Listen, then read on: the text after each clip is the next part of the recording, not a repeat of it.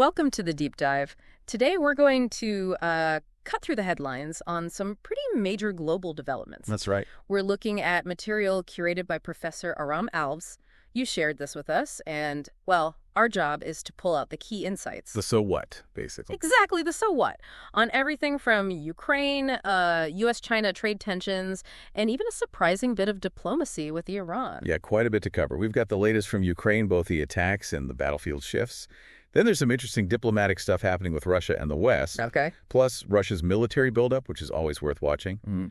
And then, yeah, the U.S.-China economic fight and those Iran talks. Lots happening. All right, let's jump straight into Ukraine then. It sounds like the overnight drone attacks from Russia are just relentless, based on Professor Alves' sources. They really are. Ukrainian authorities reported a significant wave. Just one night, 88 drones launched. 88, wow. Yeah. And what's interesting is the breakdown they gave. They claimed 56 were shot down, intercepted, but another 24 were apparently lost due to electronic warfare. So jamming them, essentially. Exactly. Disrupting their navigation, making them go off course or just drop. It shows Ukraine's defense isn't just about missiles. It's getting more sophisticated. Right. But even with all that, there was still damage reported. Alves mentions Kyiv. Residential and commercial areas hit. Yes, and sadly, shelling in Kharkiv injured someone. Dnipropetrovsk and Odessa also reported damage. You know, the point Alves raises about the other 8 drones is interesting. Were they the ones causing the damage, or was the Kyiv damage actually from debris from the ones shot down? That's the million-dollar question, isn't it? It really highlights the fog of war. Getting clear facts is tough. Absolutely. Verifying anything is a challenge. But the sheer volume of drones being sent night after night, that puts incredible strain on Ukraine's defenses, on civilians. Okay, so that's the air war. What about on the ground? Alves mentions geolocated images from the 11th. Yes, April 11th. These images seem to show Russian advances in several different spots along the front. Now, they might look small on a map individually. But together. Exactly. The fact they're happening in multiple locations suggests, well, maybe a more coordinated push is underway. Right. Alves lists them out. Southeast of Kupiansk, near Stepova Novoselivka, that one involved armored vehicles, apparently. At least 4, yeah. Then south of Asyukivka, northeast of Nelipivka, and northeast of Nadivka. It's quite spread out. It is, and Alves is careful describing them as small portions of terrain. But, you know, the coordination, despite Ukrainian resistance, it makes you wonder, are these just probes testing the lines? Or the start of something bigger. Precisely. Yeah. Is it a larger offensive trying to gain real ground? That's what we need to watch. Okay. Let's shift to the diplomatic side then. Professor Alves picked up on some comments by Lavrov, the Russian foreign minister, at a forum in Antalya. Yeah, the Antalya Diplomacy Forum. And Lavrov had some interesting praise for Trump. Said he had a better understanding of the conflict. That feels... Oh, very much so. And Lavrov specifically zeroed in on the idea that Trump supposedly called trying to bring Ukraine into NATO a big mistake early on. Linking it back to the root causes. Exactly. It connects directly to Putin's whole justification for the war, right? That NATO expansion is the core threat. It feels like Russia's signaling, maybe testing the waters, suggesting some Western leaders might be more sympathetic to their view. And speaking of potential connections, Alves also flagged that meeting in St. Petersburg. Putin meeting with Steve Witkoff, described as Trump's special envoy. Yeah, that's part of these intermittent kind of rapprochement efforts. Maybe channels seem to stay open, even if just barely. It's always happening beneath the surface, isn't it? It seems so. But, and this is the key thing Alves notes, actual ceasefire negotiations. Yeah. Still stalled. Completely stuck. So talking, maybe?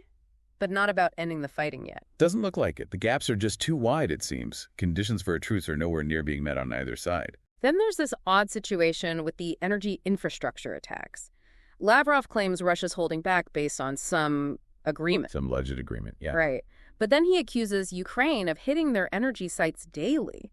Says they gave lists to Turkey, the U.S., the UN. And Kyiv says the exact same thing about Moscow. So if there was any informal deal... It's clearly not holding, is it? It just shows how incredibly hard it is to get any de-escalation measure to stick when there's zero trust. Okay, let's pivot to Russia's military buildup. Alves details a meeting Putin had about the future of the Russian Navy. Yeah. Sounds like more than just routine. Definitely. Putin was really emphasizing the Navy's role. Not just defense, but protecting Russian interests across the world ocean, as he put it. World ocean, that's quite a phrase. Signals global ambition. Absolutely, projecting power far beyond their borders. And a huge part of that seems to be beefing up the naval nuclear forces, the money involved. 8.4 trillion rubles, over $100 billion US. Yeah, over the next decade, just for new ships, that's a massive commitment. It really underlines how critical they see that sea-based deterrent. And it's not new either.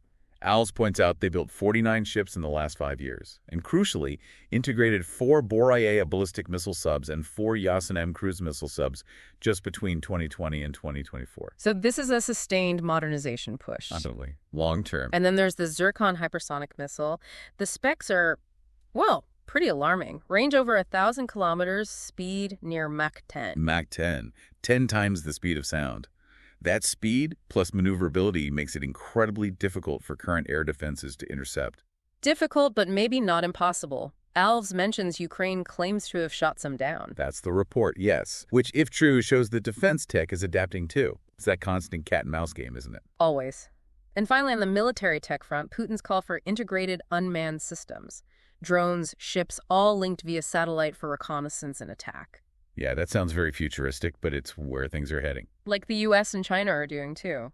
Exactly. It's a major trend. Coordinated networks of autonomous systems, AI playing a bigger role. It changes the game, raises huge questions about future warfare. Okay, big shift now. US-China trade tensions. Professor Alves makes it clear this has gone way beyond just a trade spat. It's geopolitical now. That's a really key takeaway. China hitting back with tariffs up to 125% on some U.S. goods. That's a direct response to Trump's latest hikes. It's serious escalation. And the trade volume is massive, right? Over $650 billion this year alone. Tariffs like these could make huge chunks of that just unworkable. Absolutely. Huge strain on supply chains. And you saw the market reactions. Alves noted Wall Street up, sure, but volatility underneath. Gold hitting records. Gold is a safe haven.